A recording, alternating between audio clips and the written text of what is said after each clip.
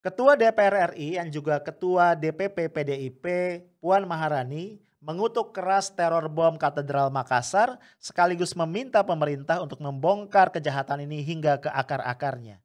Mungkin Puan lupa bahwa terorisme adalah kejahatan yang sangat sadis, namun korupsi jauh lebih sadis dan jauh lebih luas dampak kerusakannya.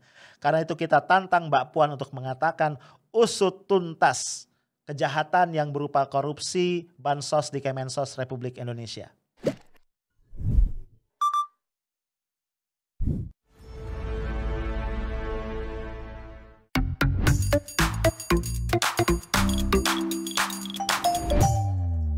Halo guys, ketemu lagi kita Senin 29 Maret 2021.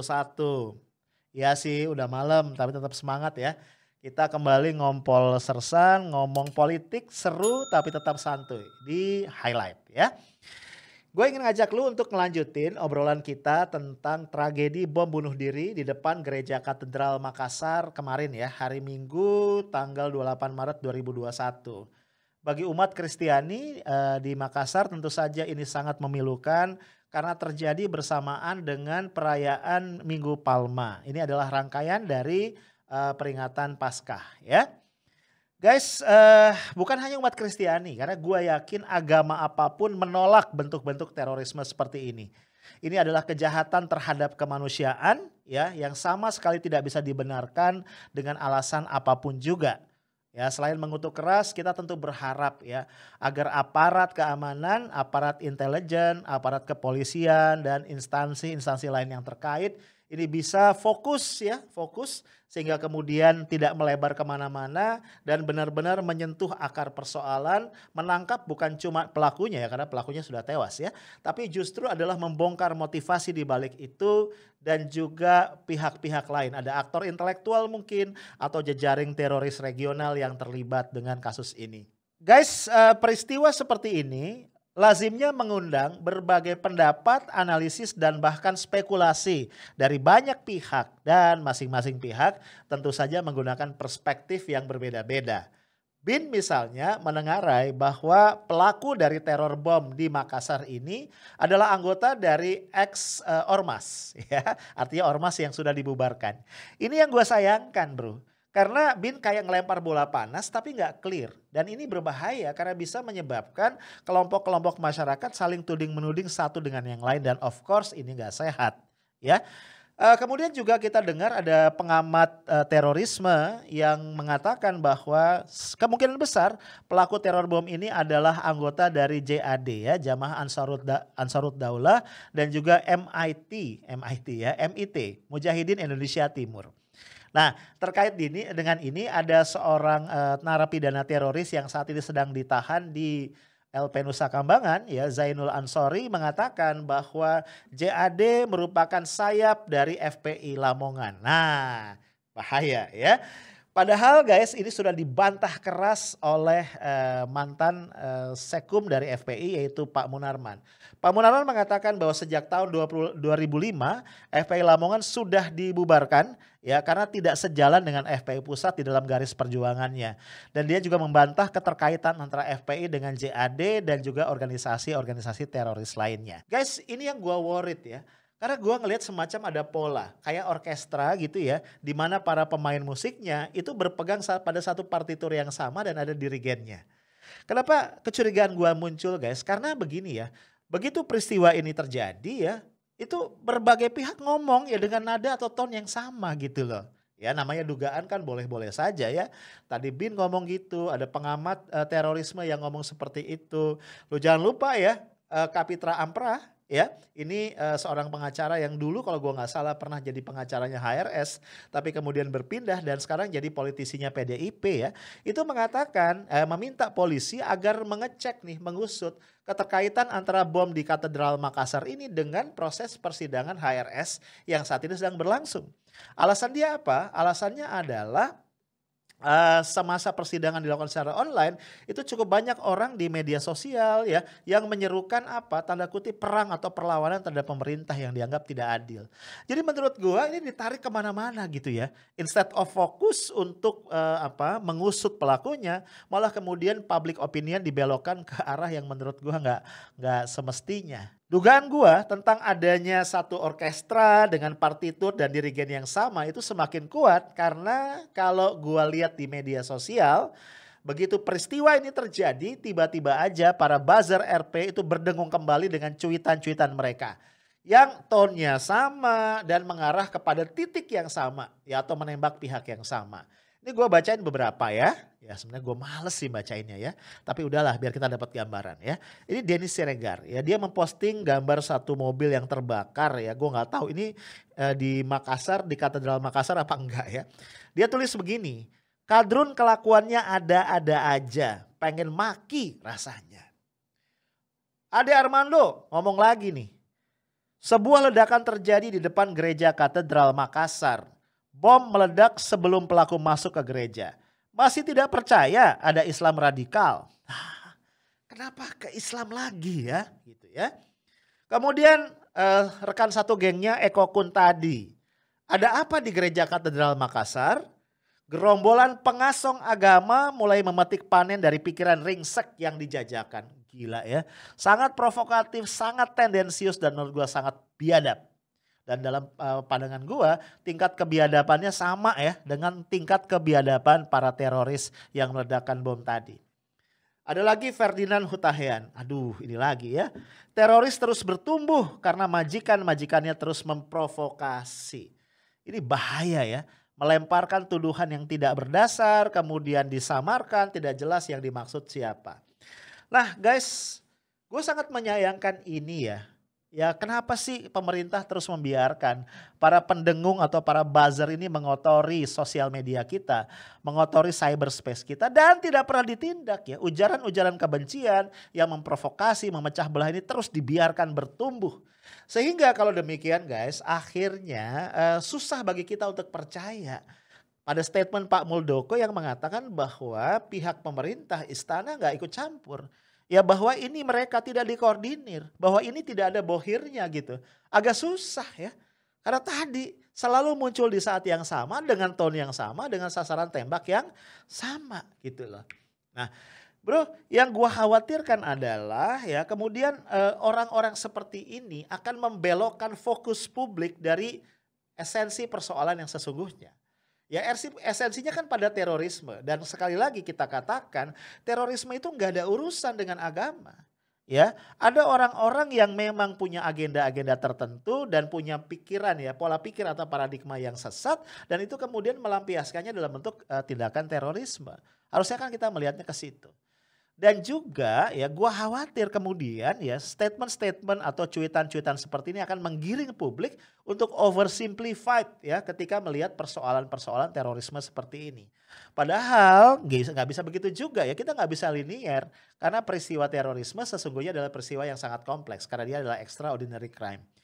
Nah, gue ingin mengajak lu semua untuk ngelihat dari satu perspektif yang lain. Kalau kita ngomong tentang terorisme ya, salah satu peristiwa terorisme yang paling legendaris ya, yang sangat membekas dalam ingatan publik adalah tragedi bom Bali 1 ya. Ini tahun 2000-an awal ya. Nah, seingat gue yang tewas itu sampai 202 orang dan ada 209 orang yang luka-luka, itu yang tercatat. Nah, terkait dengan ini ya kita tahu ya tokohnya lain ada Amrozi, ada Imam Samudra yang sudah menjadi terpidana mati. Yang menarik ya mantan presiden kita Gus Dur sempat diwawancarai oleh satu media Australia terkait dengan peristiwa ini dan beliau menyampaikan satu perspektif, satu sudut pandang yang unik banget. Yuk kita simak. Who knows that the order to do this, to do that, came from, within our own forces, not from the culprits, from the fundamentalist people. But that bomb has been blamed also on Jemaah Islamiyah. Yeah, I know, but you don't have any kind of proof. But the people proof is that the bomb, is similar to that belong to the police. So It's a problem for us then. So Every bomb there until now what about the belongs to the government. Amrozi was involved in the lighter bomb. That's a problem always. But that doesn't mean that he is involved. No. So you believe that the Bali bombers had no idea that there was a second bomb? Yeah, precisely. And who would you suggest planted the second bomb? Well, it looks like the police. The police? Or the armed forces, I don't. Guys, gue tidak mau berpolemik mengenai dugaan Gus Dur tentang adanya keterlibatan aparat keamanan di balik teror bom Bali tersebut. Ya, tapi intinya gue ingin mengatakan, ya memahami peristiwa terorisme itu tidak sesederhana itu. Ya, seringkali operator lapangan, guys, ini ada di lapis kesekian dan di atasnya ini ada orang-orang yang menjadi mastermind. Dan sekali lagi, ini yang merupakan tugas aparat untuk membongkarnya. Sehingga ya berbagai cuitan statement yang menjederhanakan masalah dan menggiring opini ke satu titik tertentu menurut gua ini sangat-sangat tidak bisa kita terima. Guys, kita lihat juga ya, ternyata peristiwa ini mengundang sorotan dari banyak pihak yang lain ya. Kalau gue lihat antara lain dari Majelis Ulama Indonesia yang juga menyoroti peristiwa ini dan menyatakan keprihatinan mendalam dan mengatakan bahwa pelaku dari tindakan bom bunuh diri ini adalah orang yang sangat tidak berperi kemanusiaan. Senada dengan itu ya, kita juga mendengar ya kutukan dan kecaman keras dari politisi Partai Keadilan Sejahtera dan juga Partai Golongan Karya atau Partai Golkar.